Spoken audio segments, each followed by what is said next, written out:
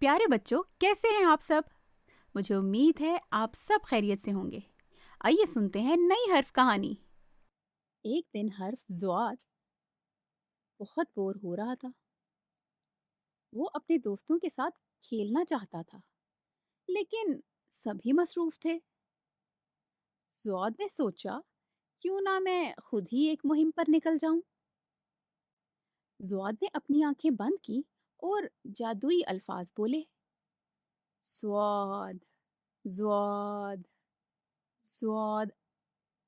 سواد اچانک ہوا میں اڑنے لگا اور الفاظ کے شہر میں پہنچ گیا۔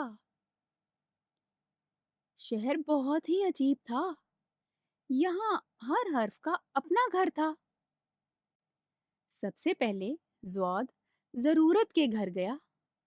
ضرورت نے زواد کا شکریہ ادا کیا اور کہا، تم بہت اچھے ہو، تمہارے بغیر میرا نام مکمل نہیں ہوتا۔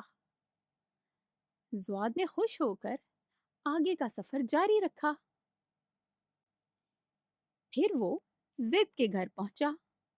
زد نے زواد کو دیکھتے ہی کہا، تم تو میرے بہترین دوست ہو، تمہارے بغیر تو میں صرف دال ہی رہ جاتا ہوں اور میرے نام کا کوئی مطلب نہیں رہتا۔